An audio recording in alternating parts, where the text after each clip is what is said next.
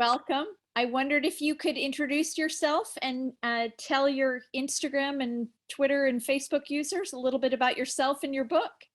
Sure. My name is Christine Raquella, and my book is Traveling by the Stars.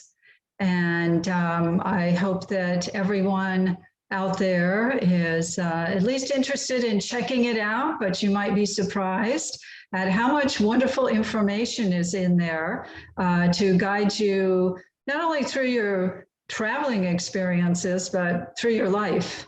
I wonder if you write a lot about the importance of astrology in planning your trip and forecasting when and how you travel. I wonder if you could explain a little bit about what your book is about, and I find it fascinating. Well, my book is basically about good times to travel, and to point out the good times, we have to find the bad times and see where they are so that we can avoid those particular time periods. And therefore, right there, your trip is going to be so much better if you're able to maneuver yourself around some of the more difficult astrological influences. And we can get very specific with many influences, but I like to concentrate on a few very important influences that anyone can grasp the understanding of and therefore benefit from while traveling. That's excellent. Tell me a little bit about the particular influences you like to focus on. What are the most important things you look at when you're considering whether a day or a week is a good time to travel? One of the things that I consider is where is the full moon. We want to stay away from the full moon aspect. That's only going to attract difficult situations our way. And sometimes to the point that we don't end up traveling. So we very much want to be aware of what day that is falling on, and certainly not book a trip the day before that particular day, as well as the day after. Now, it's best if you can gear your trip toward the new moon, but if not, as long as you're avoiding the full moon, you will benefit from just that one influence not being in the picture. The other things to consider are Mercury retrograde, and many people these days are aware of that influence. The planet Mercury is not moving direct in its orbit, and therefore is said to be retrograde. What happens in that instance, as far as how it affects us individually, is that it tends to cause communication problems. So therefore, there's going to be possible cancellations. Let's say you're flying out of the country or something, there would be might be a cancellation in that regard, or a mix-up. Maybe you go to the wrong gate and then end up missing your flight. Things do happen. Yes. So you very much want to be aware of the Mercury retrograde periods. They tend to last roughly about 3 weeks. And if you can steer around that, that would also be a big help in traveling. If you happen to be traveling during a Mercury retrograde, I suggest don't taking off when Mercury is retrograde, and make sure that your plans are very secure wherever you're going and whatever you're doing. And that will help you out quite a bit in avoiding problems. And the next thing I'd like to talk about is the Mars-Moon aspect.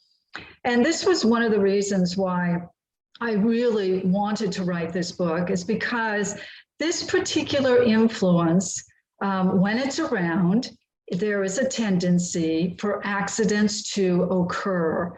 So we very much want to stay away from this influence. And that right there, again, is going to make your trip that much better. Tell me how you got started in writing this book. What decisions led to creating this?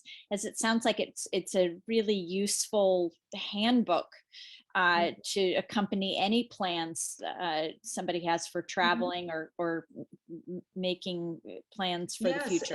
And you're right, even making plans for the future. You don't want to be scheduling a business meeting when the moon is squaring Mars, because therefore things are not going to go your way. So if you can steer around that, chances are things will go in a much better direction, which of course at a business meeting, that's what you want. So however you can use this in your life, it doesn't necessarily have to be traveling, but it could be many things that you're pursuing that you could utilize this influence. Maybe you're thinking of painting a room in your house or something. So therefore, you wouldn't want to start under this energy. The paint may end up all over the place. Maybe it's the wrong color. Things like this could occur. You're a certified astrologer. You're somebody who I know has trained and really has a career counseling a lot of professionals in terms of their astrological horoscopes and forecasting. Could you tell us a little bit about yourself? I grew up in California and then moved to New York when I was around 20 and lived there for New York City for many, many years. And that's how I got into astrology. I was actually pursuing a dancing career as a ballet dancer, and then things quickly changed. And I became very intrigued, and I found that I had a way of communicating the information of the astrology to the people that I was speaking to. And so at first I was just doing it for free, but then people started coming back and saying, wow, you're really good at this. So gradually it became a career. I started my television show. I became certified. And one thing led to another as far as kind of blossoming in this particular area. It wasn't something that was planned. It was something that just came into my life. Many people say it's my calling, and it sure feels that way by the way it happened. Now, is there anything else we should know about Traveling by the Stars? It's available on Amazon. It's a new book. Do you have to be familiar particularly with astrology to pick it up, or is this something that is relatively easy for anyone to pick up and get a copy of this and get some information from? Anyone can benefit from this.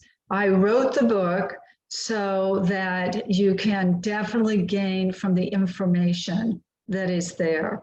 I want as many people as possible to benefit from this, because it could not only save them from an accident, but it could literally save their life. Steering around these very adverse influences, and especially the adverse Moon Mars influence that I mentioned. In purchasing my book, you can get an understanding of why I'm talking about some of the influences, such as Mercury retrograde, full moon, new moon, and the Mars adverse aspect to the moon. There are many other influences that I talk about too, and as you learn about astrology, you might want to explore them.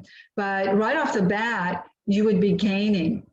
In terms of finding some of this information, it's readily available on my website if you want to go and check it out there.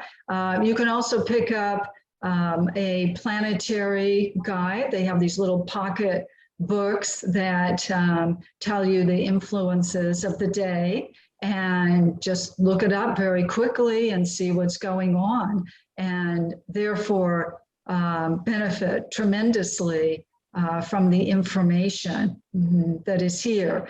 Now, also in the book, there are some wonderful parts describing zodiac signs traveling.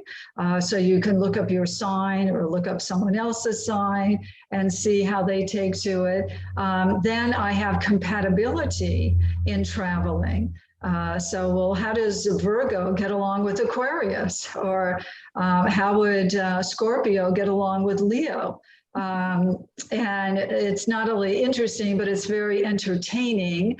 And I indicate what those signs might be interested in checking out as far as their traveling plans are concerned. You know, whether they should go see the Taj Mahal or maybe the Eiffel Tower or maybe some location. Exactly. Really, Some you can tell. location. I was thinking of the Buckingham Palace. I mean, there's so many wonderful places out there. Yes. I indicate what might relate to that particular sign as well, as far as traveling is concerned. But it's very entertaining. And I think people will get a lot out of it. I also describe what your travel sectors are. So we all have them, the 3rd house and the 9th house travel sectors. And that is very interesting as well as an enjoyable read. Now, for those of you that are more advanced in astrology, I do take it to a higher level as far as working on astrocartography and relocation. But it's very well explained, and I think even somebody who has very little knowledge of astrology can still find that they are gathering information that can benefit them from just reading it. Fascinating. Thank you for sharing today. You're very welcome.